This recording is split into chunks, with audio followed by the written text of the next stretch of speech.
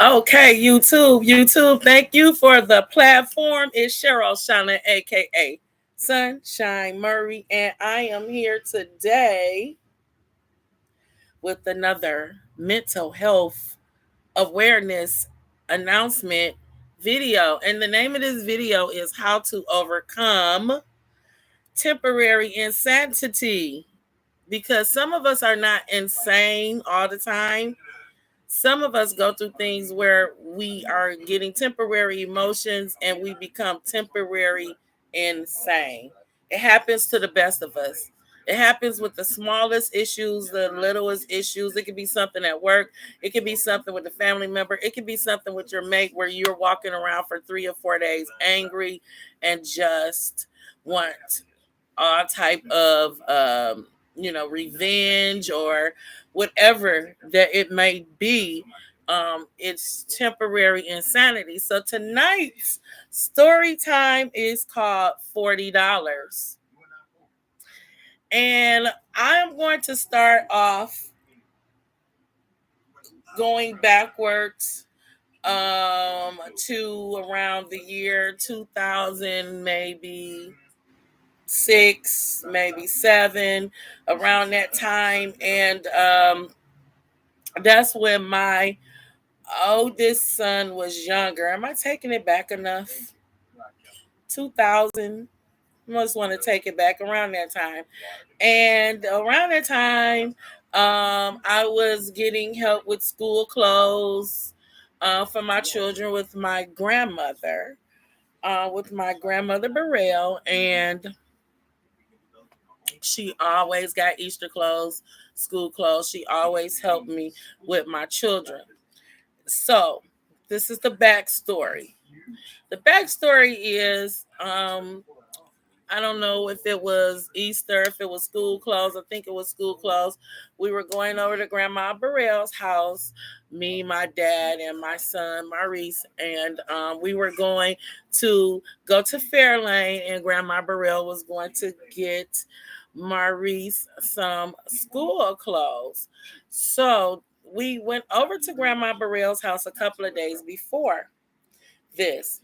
So this particular day, when we got to Grandma Burrell's house, Grandma Burrell didn't answer the door. And we was like, okay, Grandma's in there. She's not answering the door. Okay.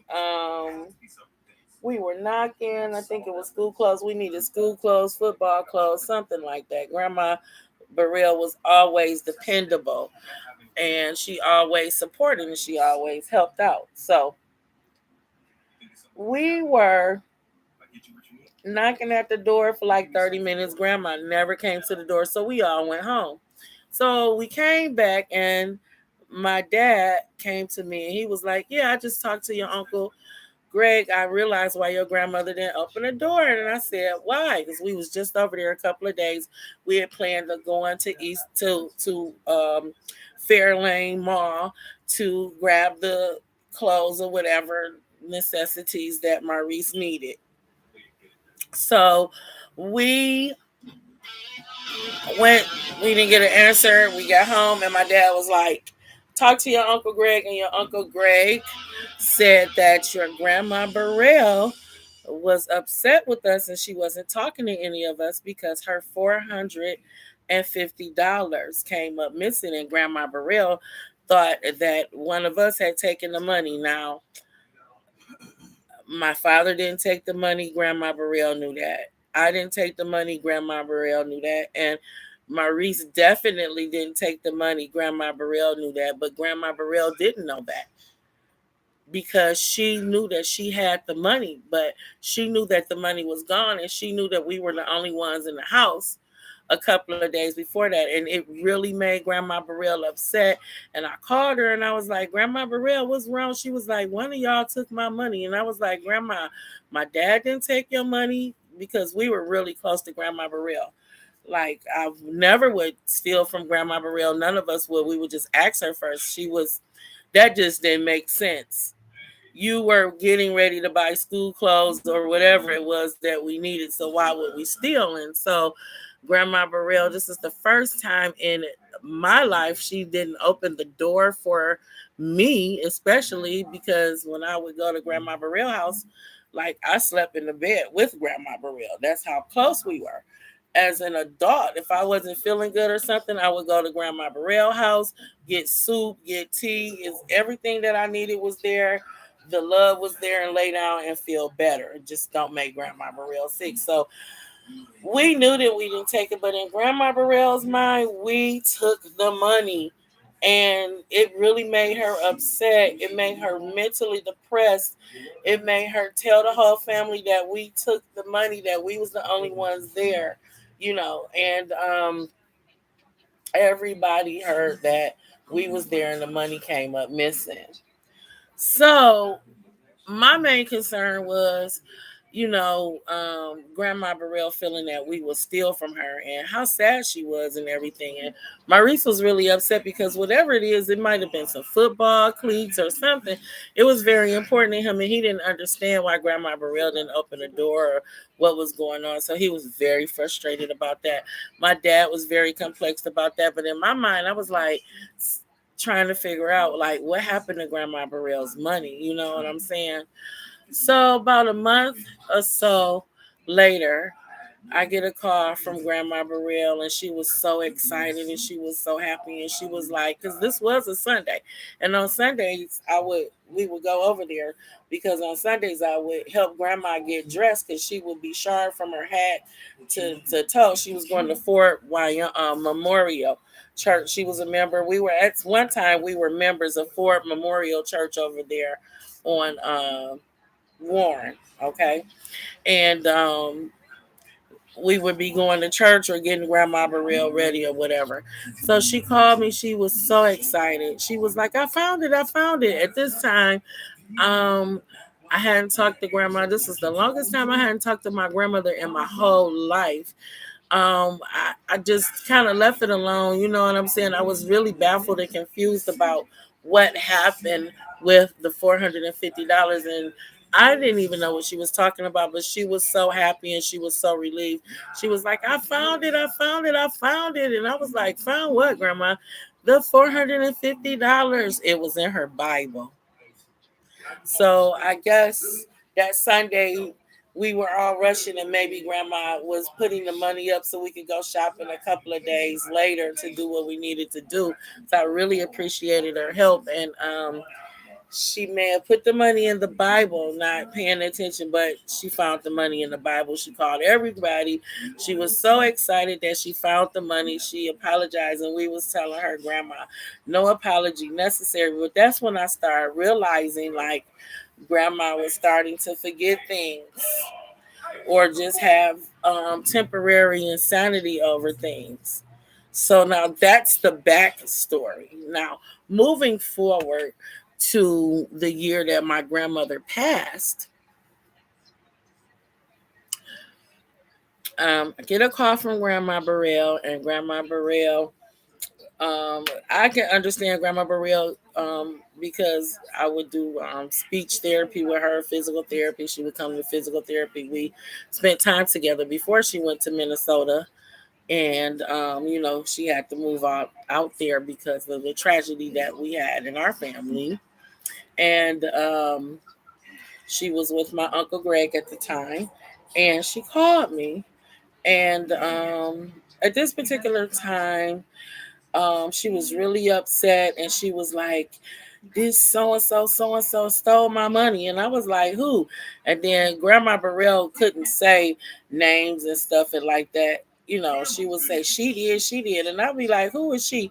So we all realized that she was talking about Auntie Lorraine. Okay. So Grandma was so upset because she was like, come down here, come down here. She kept asking me to come down there this week. She was like, she stole my money. She stole my money. And I was like, no, Grandma. Everybody who know Auntie Lorraine know that Auntie Lorraine is not down there stealing no money. Auntie Lorraine is down there to take care of Grandma, keep her company, love on her, because that's Auntie Lorraine love Grandma. Okay, for real. So I was talking to grandma and I was explaining to grandma, trying to, but she was so far off into her temporary insanity. She was so angry. She was so off into her mind. She was angry at me because she was calling me saying, like, you know, I need, like, come down here. And because this lady took my money, and this girl, this lady, she.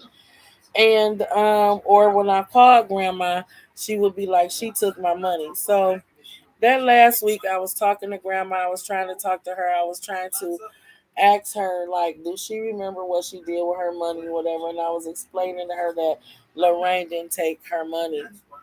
So the next day after I talked to grandma, she was really upset. I didn't talk to grandma anymore because that's when my uncle called me and told me that grandma had had a major stroke. I know why grandma had a major stroke, because just like she hurt her brain over the $450 that wasn't missing, it was 10 times extra, because she was telling everybody that she took the money. We all knew that she was talking about Auntie Lorraine, but we just didn't know where grandma put the money. Grandma had already had a stroke before, so her trying to understand what we were saying, even though she did, Grandma Burrell just was stubborn in her own way. So Grandma Burrell definitely allowed the $40 to take her mind there, to take her definitely out of here. So after we went to Minnesota and everything and had a beautiful service and laid my beautiful grandmother to rest, my uncle ended up finding the $40 in one of her coats that she had wore to church recently. So that's the story over the $40. And um, how to overcome temporary insanity is like, the mind will play serious tricks on you. The mind, your own mind, will play a game on you. In order to stay away from the temporary insanity, you can get to the airport, you can have all your luggage, but don't get on the plane. Don't take the trip, because you can take yourself on an unnecessary mental journey, on an unnecessary mental trip, and it can even cause you to blow a blood vessel in your brain enough to be that angry, and your blood pressure go up to be a stroke to something that doesn't even exist. And it's your mind playing a trick on you. And in some cases, there is Alzheimer's, and cases where it has gotten, that's when the mind games have gotten too far. That's why you can't let the mind game start. You can't even start it, because you want to leave here, this world, in a clear mind. You don't want to leave here thinking that someone stole your $40 that didn't, or thinking that someone stole your $450 and didn't, and because your mind played a trick on you. Even if you know your mind played tricks on you, you got to tell your mind to calm down, because you may have misplaced this, or this situation is definitely, no need to over exaggerate it or make it worse. And I had one more part of the story. It's just in my spirit to talk about my friend Trinice Baker. Uh, we were at Trinice's house, and the neighbors down the street, they were back and forth a lot, all into it. And I'm gonna be brief and quick with this story. And one day, Nisi got fed up and she went outside to yell at the neighbor and yell back at the kids at the neighbor. But Nisi ended up passing out on the front lawn and was out of here. Busting those blood vessels from the temporary insanity is not a game. It's serious. And my friend Nisi passed away in the midst of a argument, literally at a young age. So even I face temporary insanity some days, but lately I just been telling my mind, get your mind together, take a few seconds, search it out, seek it out. It could be something that you misplaced. It could just be having to get up to go to work. It could be having to get up to go to the grocery store. It can be anxiety. It could be a lot because it's easy to just feel overwhelmed with little things, but always remember that the blood pressure is real and your blood pressure can run up and you can get a stroke. Every temporary insane moment causes your blood pressure to go up more and more and more each time. And as humans, I'm not saying we shouldn't have emotions or anything like that, but I'm just saying taking that trip there. We all know what I'm talking about because we all do it. We all have been guilty of just taking a trip somewhere that we shouldn't take it at. Whether if it was revenge, whether if it was holding grudges, whether it was whatever it could be. So the way to overcome temporary insanity is to get your mind together quick. Don't fall for the path of destruction because the path of destruction comes quick because we can talk ourselves into something. We talk to ourselves all the time, all day long. We tell ourselves what to do, when to wake up, how to go, what to watch. So we're definitely talking to ourselves, and you can talk yourself into believing something that is not real, whichever the situation may be. So, with that being said, I hope you guys like this story time on surviving mental health. I know this has been a serious topic this week, but every time I try to get off of the mental health topic, people inbox me. Some people are having suicidal and homicidal um, emotions. They want to make suicidal and homicidal decisions. When someone called me this week and just basically said something that I feel and a lot of people feel, they was like, how come when I get peace and get over one thing, something else is coming just to troll me? And why is this? And I just need a break and I just need peace. We're in a time where the world is just moving fast and it's a lot of energy that is being shared and it's causing anxiety, it's causing um, pressure, is causing depression, it's causing panic attacks, it's causing a lot. We're in the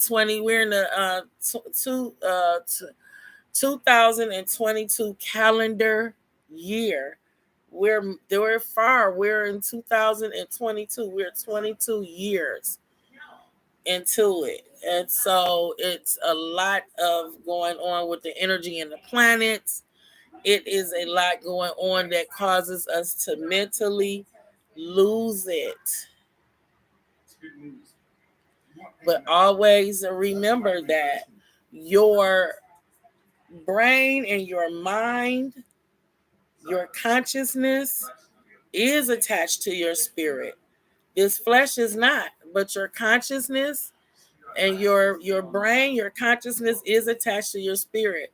So you want to have that together because that's a part of the real you when the shell falls off. So we want to have that together. We want to have our consciousness together because it goes along with our spirit. And that's basically, you know, how to overcome temporary insanity. Someone called me about work. Work. They were having they're having serious issues at work, and it's causing them to be in a really serious mental place. I am going to be on Facebook with that person.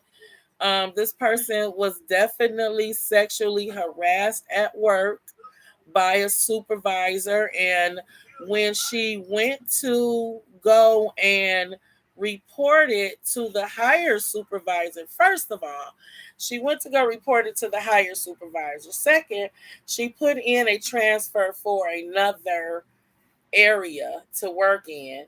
And basically, she was awarded to go to another area, and the day that she was supposed to go to that area, she was called in to the office and fired for being late 3 times 2 months ago.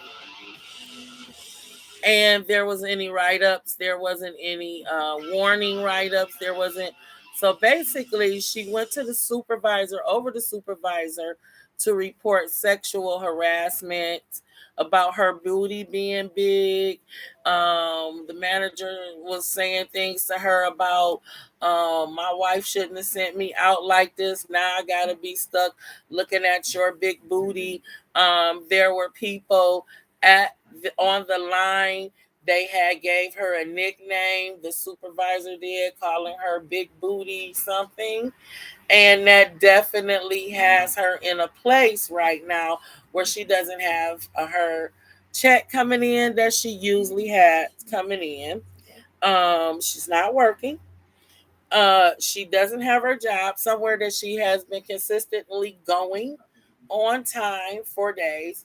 She was sexually harassed. So that's enough to definitely throw somebody, because I'm not saying ignore what's going on, but that is definitely enough to throw somebody's mental stability away, okay, off, because you've been working, all of a sudden you at home, you're not working, bills are coming in, you're not working. You were fired because you did the right thing to report sexual harassment to the supervisor, for your supervisor, and your union rep, both of your supervisors fired you and sent you home after you tried to report the sexual assault. You thought that you were going to another department and you didn't make it to that department because you were getting yourself transferred because you didn't want a confrontation. You wanted to save your job. The stress of saving your job. So this can really throw someone to a mental depression, because it's taking this person out of their normal workplace. They're concerned about their bills, their house taxes are due. It's just a lot going on with that also. So how does this person keep their mental health intact in the midst of all of this? And this is what this person is expressing to me, and this is what this person is asking. Well, you got to start somewhere. First thing you will have to mentally do is understand that you're going to have to get another source of income quick, getting another job quick. So the first thing to do is start looking for some more employment, and you have to have your mind together to do that, because you're going to have to be up in the morning with a positive attitude, looking for whatever kind of work. If it's something that you creating it on yourself, if it's Uber, DoorDash, if it's something where you can generate some type of income, that way the financial impact and the bills coming in won't be so much of a blow. It's already a blow that you were sexually harassed, you lost your job, bills is coming in, and it's time for us to pay our house taxes, especially when you're a grandparent and you're a parent. Okay, that's a lot of stress. So you got to put some uplifting music on. You got to find some motivational movies, not any sad movies, not any depressing movies. Try to find something uplifting. There's so much junk that we watch on these social media outlets. So try to pick try to, even if it's just, if you're going to put that on in the morning, try to put on something that is going to be educational, something that's going to feed your spirit, something that's going to be educational, something that's going to help you. You could Google it, you could YouTube it, something that's going to uplift you, people that's going to uplift you, things that's going to uplift you, music, movies that's going to uplift you, so that you stay uplifted during this transition, so that you know that this is just a transition and you're going to stay uplifted during the transition.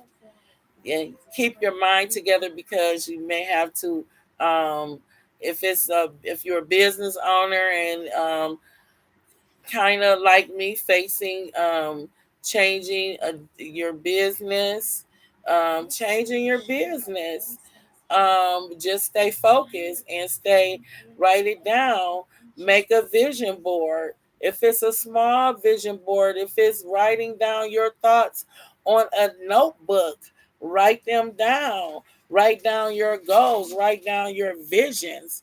Okay, and if it's no one around to encourage you, make sure you encourage yourself.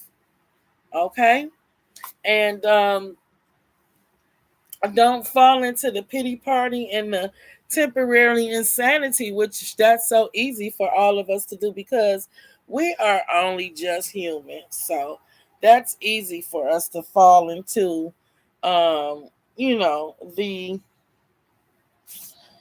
the I call them, the woes of life, because we are just human, and then it does get overwhelming, and it's a lot going around, and a lot of us lately have just felt a little bit unsettled, and that's for all of us. So that, just know that a lot of us feel a little unsettled.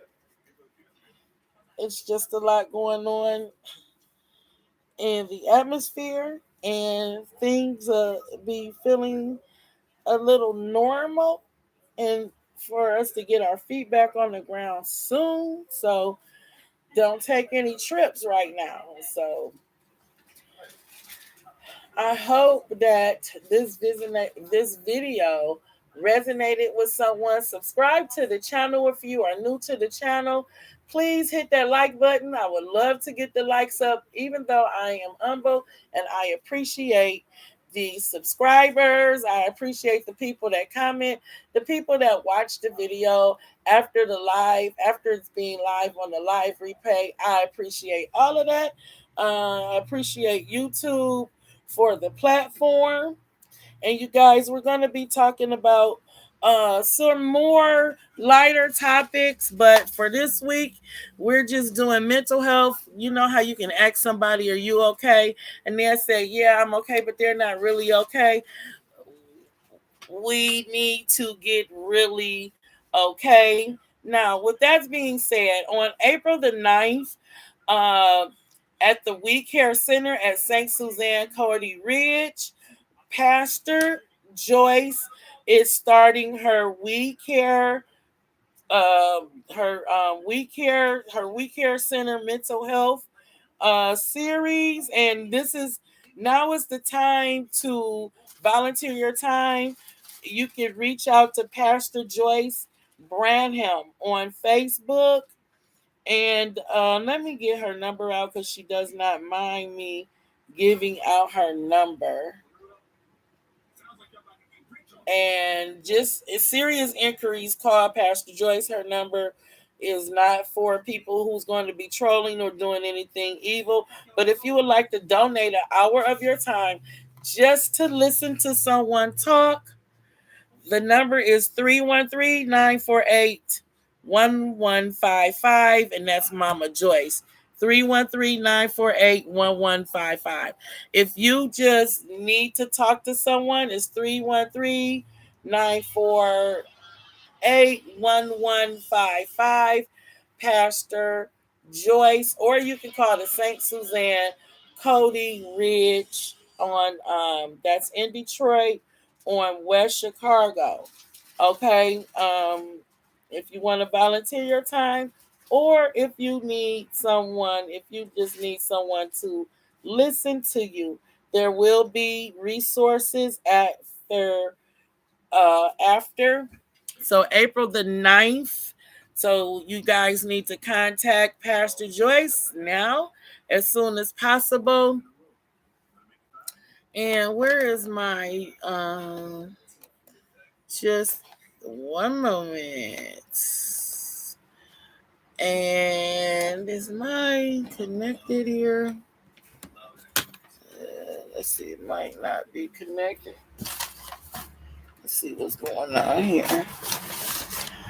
And also, I need to give you guys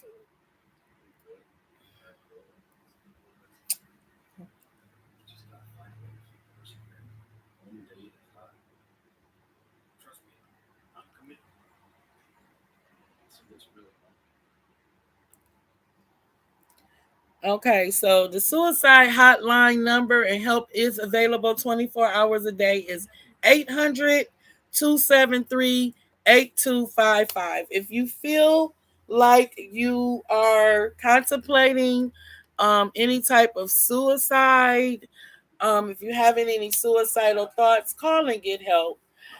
Don't just sit there alone in the midst of your thoughts, because you need to know that your life is valuable. What you're going through is important, and that you have support. It doesn't have to be someone you know, it doesn't have to be anyone in your family, but call 800-278-8255. Help is available. You can talk to someone now. There's a link to the National Suicide Prevention Lifeline, and um, there are professionals that will talk with you, that will get you help, get you the resources you need. um, you just need to reach out for help. Sometimes we get in our own thoughts and our own minds and our own situations, and we feel like no one can help us. We tried everything. We tried to look for all of the answers, and there wasn't any solutions. But call those numbers. We are very resourceful in that area. Now, I always personally believe we need to have a murder prevention hotline. So we'll talk about that a little bit more, and just let me know in the comments if we need to have a murder prevention hotline. And I know that sounds crazy, but I contemplated how it would go. It would be 1-800-STOP, 1-800 prevent murder. And it's I thought about it seriously, but I write a lot of comedy skits. But I didn't think that was a funny skit. But in the case of if you feel like you're about to kill someone, It could be any type of situation. You just found your mate with someone else. Call the hotline number. All kind of situations, but we don't have that. But maybe we could talk about working on like a prevention line to prevent violent crimes from happening. That someone needs to have someone to talk to because they're in a temporary insane mind. There's something going on with the brain at that moment. And we all know when you're sitting up in jail or on death row or incarcerated for the rest of your life or 20 to 30, 40 years of your life, anybody in their right frame of spirit or mind, even I've looked at videos of serial killers who have remorse and know that they're not getting out and just feels like that those few moments wasn't worth the rest of their life. So it's about saving our lives. That's what it's about. Keeping um keeping our keeping our lives. We only get one life and it's valuable.